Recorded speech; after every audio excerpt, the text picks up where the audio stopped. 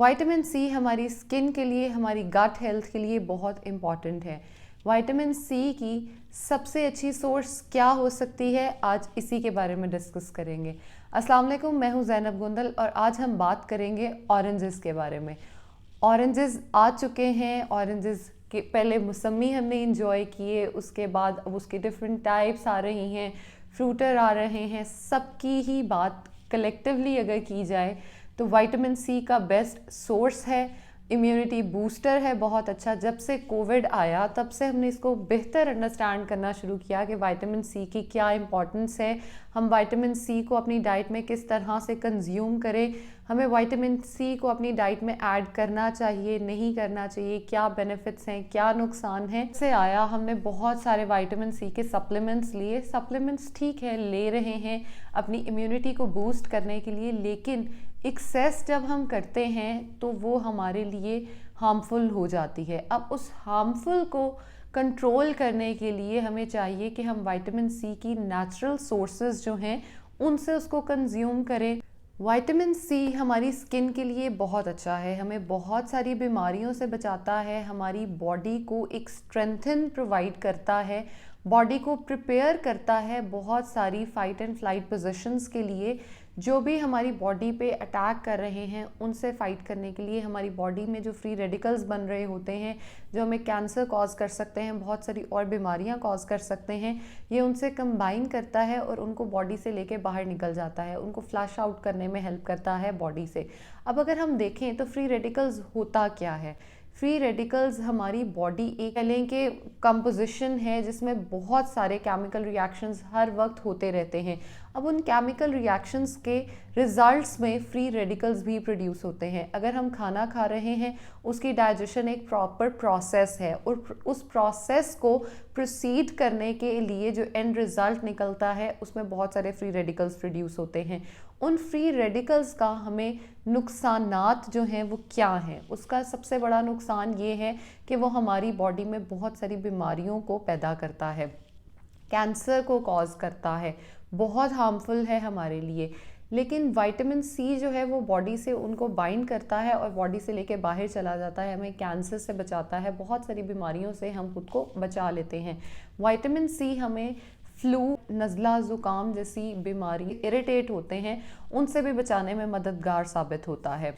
हमारी शुगर को कंट्रोल करने में, हमारे ब्लड प्रेशर को कंट्रोल करने के लिए बहुत मुफीद है। डिहाइड्रेशन हो जाती है सर्दियों में, जैसे ही हम देखते हैं पानी का कंजम्पशन बहुत कम हो जाता है, बीपी लोगों का हाई रहने लग जाता है और मेडिसिन जो है वो प्रिस्क्राइब की जाती है कि ब्लड प्रेशर की सर्दियाँ आते ही बढ़ा देनी चाहिए। डॉक्टर्स जो हैं वो इंक्रीज़ भी कर देते हैं। अगर आप अपनी ब्लड प्रेशर की डोजेज को मिनिमल रखना चाहते हैं तो उसका सबसे बेहतरीन हल ये है, अपनी हाइड्रेशन जब हम ठीक रखेंगे तो हम इन मसाइल से बच सकते हैं। अब हाइड्रेशन ठीक किस तरह से रख सकते हैं? पानी पी के। बहुत सारी कंप्लेंट्स सुनने को मिलती हैं, मैं बहुत पानी पीता हूँ जिसकी वजह से मुझे बहुत यूरिनेशन होती है। अगर हम ऑरेंजेस का प्रॉपर तरीके से इस्तेमाल करें तो हम उस डिहाइड्रेशन से बच सकते हैं। हमारी स्किन के लिए बहुत फ़ायदेमंद है। एजिंग जो है ना वो हमेशा डिहाइड्रेशन की वजह से होती है, चाहे वो इंटरनल डिहाइड्रेशन हो चाहे एक्सटर्नल डिहाइड्रेशन हो। अगर हम अपनी स्किन को हेल्दी, फ्रेश और यंग रखना चाहते, ब्यूटीफुल रखना चाहते हैं, फ्लॉलेस रखना चाहते हैं तो उसके लिए डिहाइड्रेशन से हमें बचाना होगा। अगर हम ऑरेंजेस की कंजम्पशन कर रहे हैं तो डिहाइड्रेशन से भी बच रहे हैं, बॉडी में विटामिन सी की कंजम्पशन भी करा रहे हैं, स्किन टोन को लाइटन और ब्राइटन भी करता है। लेकिन वहीं पे अगर हम देखें, पानी का काम जो है वो पानी ही करेगा। कोशिश करें 8 से 10 ग्लास पानी के कंज्यूम करें, उसके ऊपर से प्लस ऑरेंजेस को भी कंज्यूम करें। लेकिन ऑरेंजेस का जूस प्रेफर्ड नहीं है। ऑरेंज के जूस अगर हम पीते हैं तो हम उसमें तकरीबन 7 से 8 ऑरेंज से 1 ग्लास जूस बनता है। लेकिन जब हम एक टाइम पे बैठ के खाते हैं तो हम मैक्सिमम 2 से 3 ऑरेंजेस खाते हैं और उसके बाद हम बस कर देते हैं।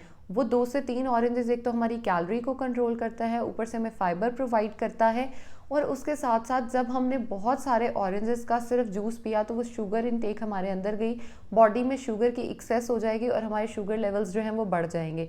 इसलिए कोशिश किया करें कि फ्रूट को एज इट इज कंज्यूम किया करें, बजाय इसके कि हम उसके जूस को कंज्यूम करें। ऑरेंजेस जो है ये फाइबर का बड़ा अच्छा सोर्स है। हम उसके ऊपर जो वो वाइट आ रहे होते हैं उनको बड़े प्यार से पील कर रहे होते हैं, वही प्रॉपर फाइबर होता है। हमारी कॉन्स्टिपेशन को रिलीव करने में हेल्प करता है, बाउल मूवमेंट को इम्प्रूव करता है, हमारी डाइजेशन को इम्प्रूव करता है, हमारी गट हेल्थ को बहुत हेल्दी रखता है, हमें कैंसर से बचाता है, हमारे बीपी को कंट्रोल रखता है, हमारी शुगर को मैनेज करता है। अच्छा, बीपी से मुझे याद आया, हमें सबको नमक लगा लगा कर ऑरेंजेस पे खाना बड़ा पसंद है। प्लीज़ ऐसा जुल्म ना करें, उसका जो टेस्ट है उसको उसी तरह से इंजॉय करें। आपको अगर नमक लगाना ही है तो आप काला नमक लगा सकते हैं। काला नमक भी कोई बहुत अच्छी सोर्स नहीं है कि आप उसको ज़रूर इस्तेमाल करें, लेकिन ये हो सकता है ज़रूर कि आपने अगर नमक लगाना है तो आप इस तरफ आ जाएं और उसका जो है वो यूज़ आप कर सकते हैं। जो शुगर के पेशेंट्स हैं उनको बार बार भूख लगती है, ये उनके लिए बड़ा अच्छा और हेल्दी स्नैक है। वो इसको स्नैक के तौर पे यूज़ कर सकते हैं। इसमें सिर्फ 50 to 60 कैलोरीज होती हैं और एट अ टाइम आप मैक्सिमम 2 से 3 कंज्यूम कर सकते हैं। वही बात, फिर जूस का कंजम्पशन ना करें, आप बजाय जूस कंज्यूम करने के रॉ फॉर्म में फ्रूट को कंज्यूम करें, वॉक करें और इसको डाइजेशन में हेल्प करें। हेल्दी रहें, खुश रहें। Thank you so much.